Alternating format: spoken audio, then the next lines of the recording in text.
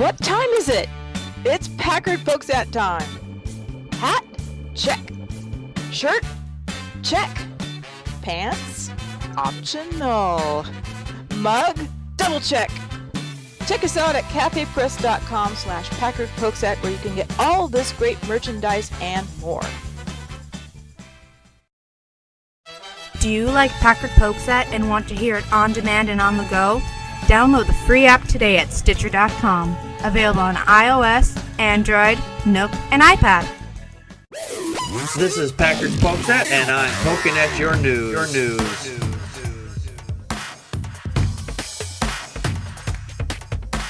Good evening, everybody. Welcome to another fine edition of Packard Pokes At. I am your immutable and unmutable host, Packard Sonic. And joining me tonight from the far west coast is Connie, Practical Magic 9. Summer days, drifting away to, those summer nights. Those summer nights. I think that's the next line in that. Yeah, and rapey Kanuki. Yeah, Yeah. Are you Roz in that one, Connie? Is it Roz? I forget her name.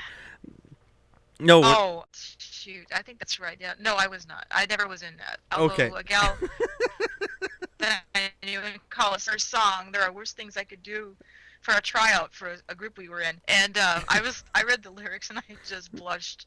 I'm like, I can't sing. Oh. That's okay. I was Sandy. Yeah. Oh, you were Sandy. Okay. Oh, yeah, definitely. Well, it is summer. I mean, this is like the last days of summer here, and it's like, wow, it's boiling hot tonight. So if you see me suddenly faint at some point during the show, you'll know I've melted away in my chair here.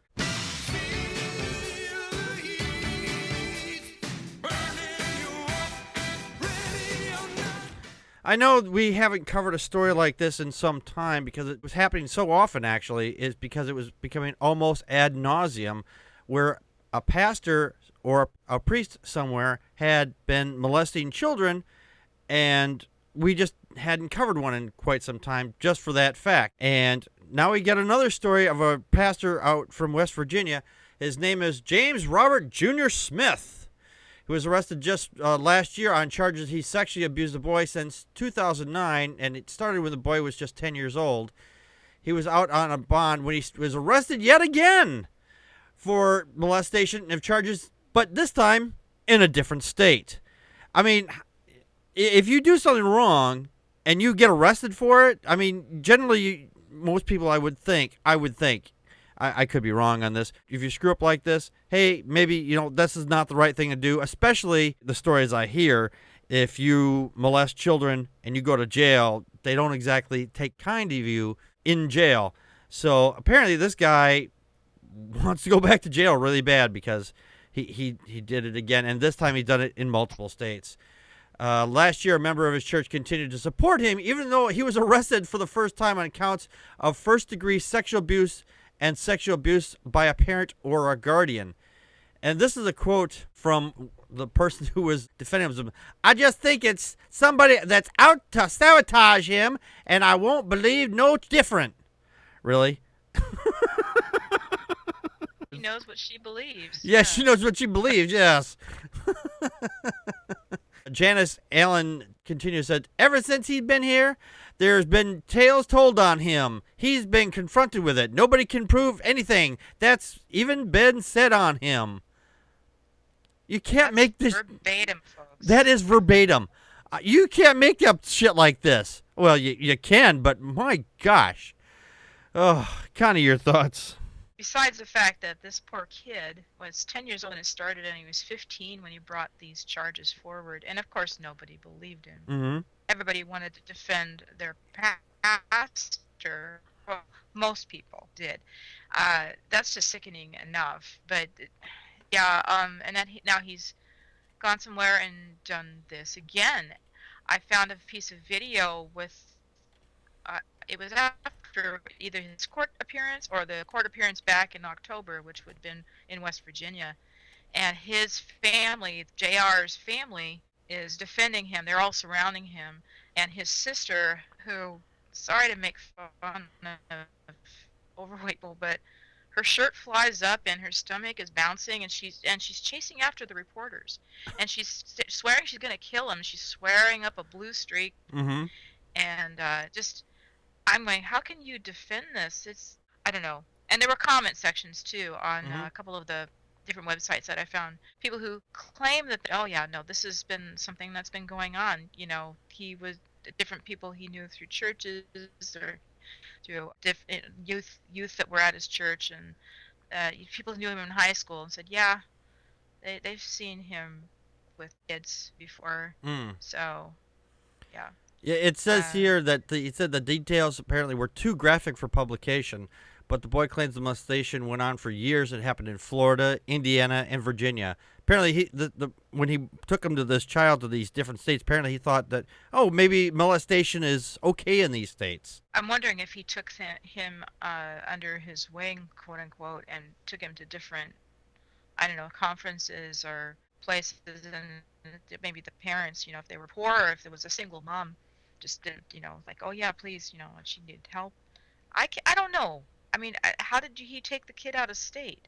That's a good question. I wasn't able to determine that. So, again, I tried to find stuff out, but because I'm assuming the records are sealed, they're so graphic some of the stuff is, and it might be. Yeah. It's too bad because I don't want the kid to be dragged through the mud, through the public opinion and everything. But this guy's doing should be published because you got yahoos who take their Social Security checks or whatever, and they're supporting him. Yeah. And defending him. Not to cut you off here, Connie. It says here, some of the people in the congregation, of course, were still standing behind him, as you said.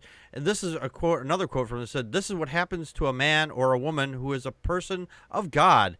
And you don't fool with God's people because it will come back to haunt you." Really? Wow. Just because this person is a person of God, man or woman, doesn't matter. You think that because you tell the truth to put away somebody who is assaulting children, really, then God's going to come back and get you or something because you turned them in? Is this what they're saying? So they think that this is going to come back on the kid and anybody else who brings an allegation against him.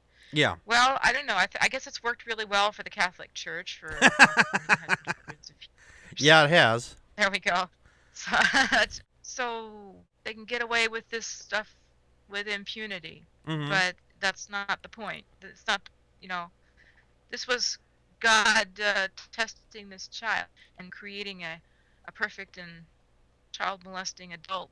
Yeah. I don't know. I guess we have to go all the way back to King David. God loved David, even though David was a rapist and I could keep it in his pants, violent person. But he could sing well. So, yeah. That's just so messed up. Yeah. I don't know. We just, we have to protect our own, and we have to, but, in the end, it's just protecting their beliefs, and they don't see how somebody could be a man of God, and this that's flawed, and it must be the kid's fault. Yeah. It's probably the other thing going on in the back of their heads. I don't really want to put words in their mouth, but really, that's just sick. Yeah. No. That's probably why the kid waited until he's 15, 16 years old before he can actually have somebody listen to him. I'm really sad for this kid. Yeah. We had a couple of comments from the chat room. Torvian said, God will protect the child molester. I think he got the Bible verse wrong. Spare the spoil, rod the child. There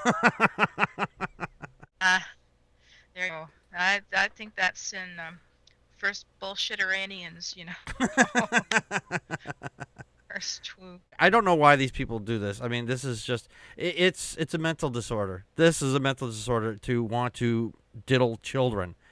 And it's something I think that we need to treat for these people. I mean, this is... I think that's the saddest part is I don't know that there is an effective treatment.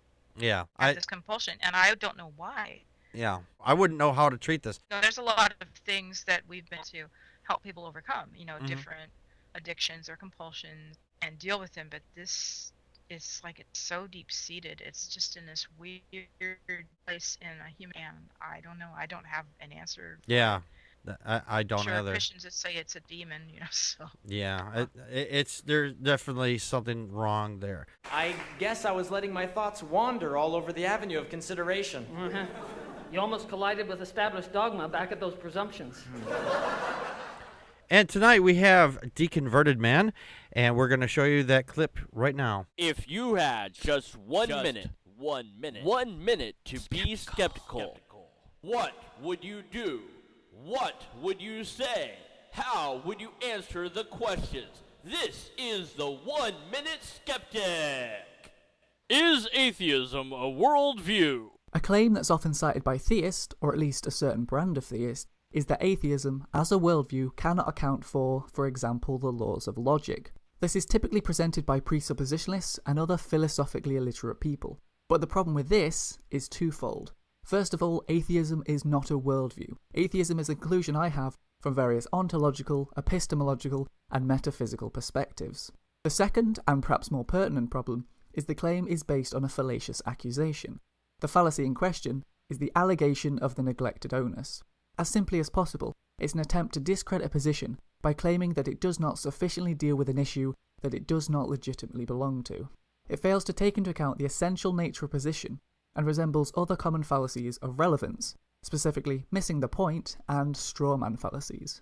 It occurs when one claims a position or worldview does not sufficiently deal with a problem or objection that does not belong to the position in question. The failure of a position to account for something that the position never intends to solve does not constitute a legitimate failure of that position. So when someone says that atheism is a worldview and it can't account for something, it shows how they don't understand or choose to ignore that atheism is not a worldview. And, perhaps worse, doesn't realise the fallacious reasoning that such an accusation employs. This has been the 1 Minute Skeptic. I want to thank Deconverted Man for the clip. Connie, what are your thoughts on the people when they say that atheism is a worldview? Well, atheism only informs my worldview in the way that I counter now how religion used to, and I see my view as really become stick. And even, I don't know, not just about humans, but no, it's atheism is just, atheism only really has something to do with whether or not you believe in God and or gods, and how that impact, because how I believed in God impacted my daily life for a very long time. It was how I informed myself. So yeah, now that that's not there, that's how my atheism relates to my worldview now. It's leading me to eliminate God, and then say, well, then I'm my own director of how I view this thing and how I treat other people and how people are important is based on God or Him telling me anything. So, as for me, atheism has never been a worldview. It's just been because atheism is just an agreement on one fact that we don't believe in a God, and that's it. It's not a worldview. It has nothing to do with a view of how you view the rest of the world. I mean, the one thing that is true is atheists can believe in anything. An atheist can believe in Bigfoot or sky fair or not sky fairies. Well, you could believe in sky fairies, I suppose. You could believe, and you could believe that Bigfoot comes and does his laundry at your laundromat, and that could be your worldview. It doesn't really matter. But atheism is just the fact of you don't believe in a God, and that's it. So when they say atheism is a worldview, and the guy was right, it's a straw man fallacy. They're trying to put something in there that doesn't belong. yeah, well, like I said, it's only been important in my worldview just in so much as Christianity used to be very much involved in my worldview. And so when I took Christianity out, there were a lot of things that I had to consider. Maybe I didn't have to, but I chose to. Right. And atheism was more like, instead of having coffee with sugar and milk, I just had coffee black. And so then, taking those things out is like, okay, well, just remove God the equation. What's changed? I just moved myself into the position of the one who decides these things. Right. Myself and how I interact with my world and what that means to me. Right. Yeah, or the fact that I don't look at the world today and say, oh, well, it's not going to matter in the end because we're all going to heaven. You know? Yeah. That if I don't finish it in this life, I have the afterlife, or, you know, justice will be served in the afterlife. You know, at least now they're at peace, they're with God, you know. Right. All of that. No, we only have this life. Even if there was another life, it doesn't mean that what we do here has anything to do with it. Right. So yeah, it's funny, and I just think for some people, it might have informed a lot of things, but it's not atheism itself. It's just the removal of that belief. So it's just like a minus sign. Yeah. Alrighty. Well, we're going to get on to some words that we need you to hear, and we'll be back in just a few moments to ruin the rest of the show for you. Contact us by email at ppappodcast@gmail.com or on Twitter as @Packard Pokes At. Like us on Facebook.com/Packard Pokes At. Call our Google Voice and leave a message at 662-709-PPAP or 662-709-7727, and we will respond to it on the show. Friday nights at 9 p.m. Central Time. Join us live at vonlive.tv/Packard Pokes At. During the show, you can share your thoughts with us by calling 857-216-3200 using PIN number 35368 or on uberconference.com/Packard Pokes At. For links to the stories, visit our show page at packardpokesat.wordpress.com. You can help support the show by purchasing merchandise from cafepress.com/Packard Pokes At or make a donation to the show at patreon.com/Packard Pokes At. If you can't afford any money, why not share the show with your friends and rate us on iTunes, Stitcher Radio, Spreaker, and on YouTube. For everyone that shares and rates us, you kick ass! What if there's a really bad, crummy guy who's going to jail, but I know he's innocent? Well, Bart, your Uncle Arthur used to have a saying. Shoot 'em all and let God sort 'em out. Unfortunately, one day he put his theory into practice. It took 75 federal marshals to bring him down. Now let's never speak of him again. I love The Simpsons. Over in Switzerland, a Catholic priest over there, and we were just kind of talking about how priests are diddling kids, but this pastor, he wasn't diddling a kid. I'll give him credit for that, at least as far as we know. Not that we know yet. Not that we know yet. I mean, just saying, we don't know yet. He might be. I don't know, but I'm not making any. I've got money on this one. This point, going, ooh. Vitus Hounder is a Catholic bishop over in Switzerland. He delivered a 50-minute sermon on the evils of homosexuality on July 31st, using Bible verses that imply that Catholics should kill the gays. What? He's being charged with inciting people to crimes, which under Swiss law is considered to be a federal offense. I wish they had these kind of laws on the books everywhere like this, because I think this would keep a lot of the anti-gay rhetoric down here in the country. He's basically quoting this passage from Leviticus. It says, "If a man also lieth with mankind, and he lieth with a woman, both of them shall be committed to an abomination, and they shall surely be put to death. Their blood shall be upon them." That's from Leviticus. Bishop Hounder said the passage should suffice to clarify ambiguously the church's position on homosexuality. The Pink Cross, the Swiss Gay Federation, filed criminal complaint charges against him, claiming the speech could be interpreted as a suggestion that Catholics should actively harm homosexuals. Connie, your thoughts? Like I said, I've got money on this one. He's tired of what he perceives to be the competition. This isn't Bishop Hounder. All right, but I've got a quote from, let's see, it was the Welcoming LGBT Gays Catholics conference became another place. He wasn't in Detroit, and according to the Detroit Free Press, Detroit Archbishop Alan Vigneron celebrated a mass at the close of the conference yesterday. It's not being a bigot to say that people should not have sexual relations with people of the same gender, said the Archbishop. And Wow. I'm going, yes, it is. And I just feel like this Catholic priest is like, well, it's not bigoted to say that you should not have sexual relations. I'm like, yeah, it kind of is. And it kind of is, to use a verse from Leviticus that says that you should put them to death.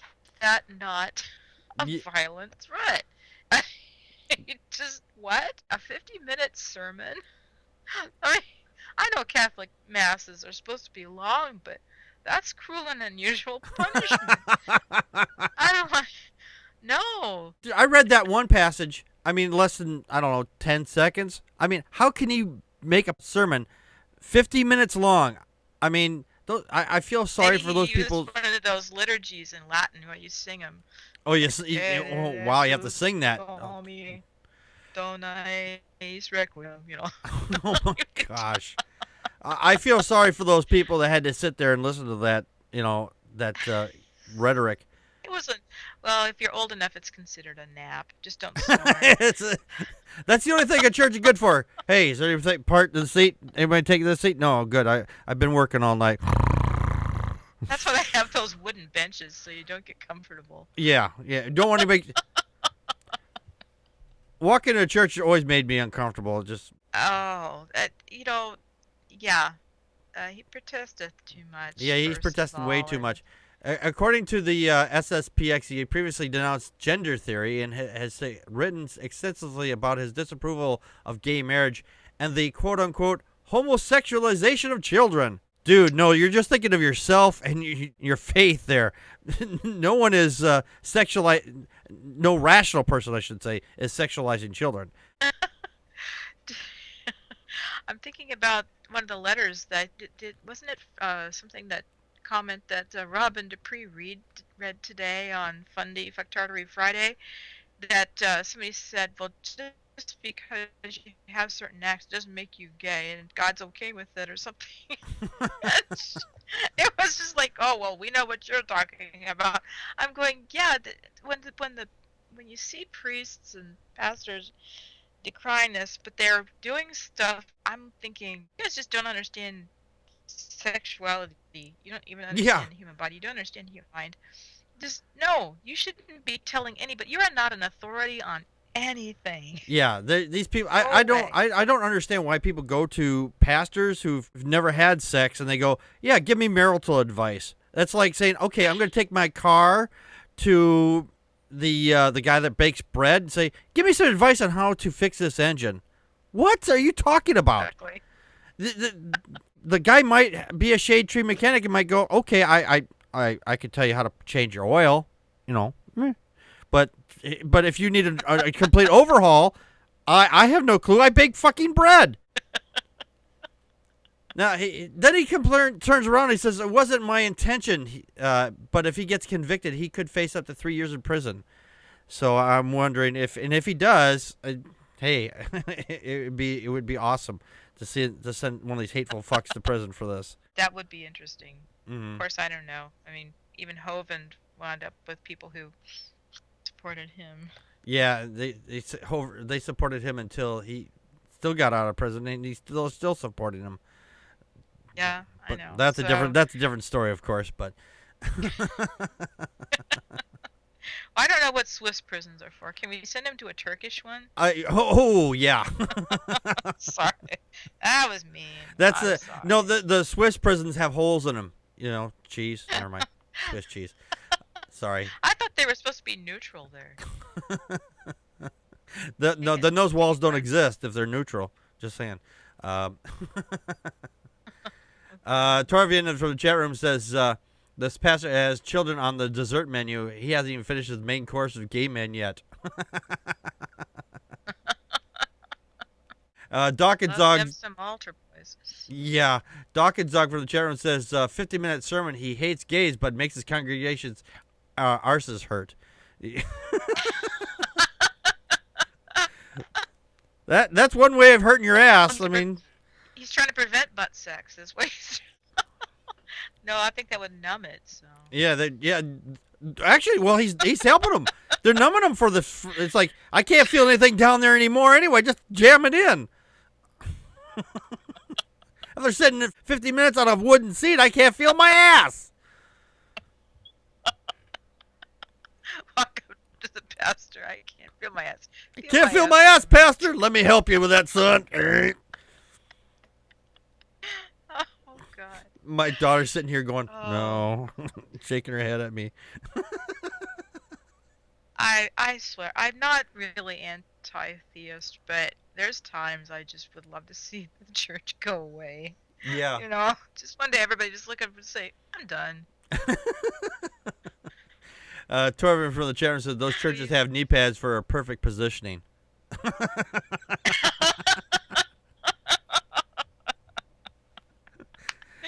Oh, what's Dawkins Talk saying now? Dawkins, wait until your arse goes numb, then feels like somebody else your pastor is having sex with. Ooh. The stranger. It's a stranger. It's like, using a different hand, It's a totally different feeling. Yeah.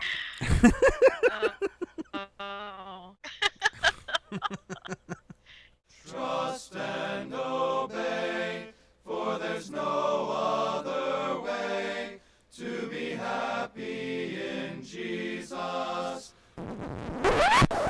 Tonight we have Mr. Priestley with us. I had to go and get him because our gas prices just suddenly skyrocketed out here. So I had to go get him with my little car. I had to forego the tank again because I'm not putting money in the tank to go get that little weasel. No offense, Mr. Priestley, but you're a little weasel sometimes. So let's hear what he has to say tonight. Well, Mrs. Bueller, what is the question for tonight? Dear Mr. Priestley, recently my youth pastor had come to stay with us until he gets his own home. However, while he was staying with us, there was an incident involving our youngest child. We know he is a godly man, but who's to blame? Please help us. What should we do? Ill in Illinois. Dear Ill, it's clear to me what's happened here, because this pastor was obviously tempted and seduced by your child. He has heard God's calling and is a true man of God. It's your child who is at fault for the pastor's indiscretion. As parents, you are obviously unrepentant sinners. According to Leviticus 26:21 through 22, if even then you remain hostile towards me and refuse to obey, I will inflict you with 7 more disasters for your sins. I will release wild animals that will kill your children and destroy your cattle, so your numbers will dwindle and your roads will be deserted.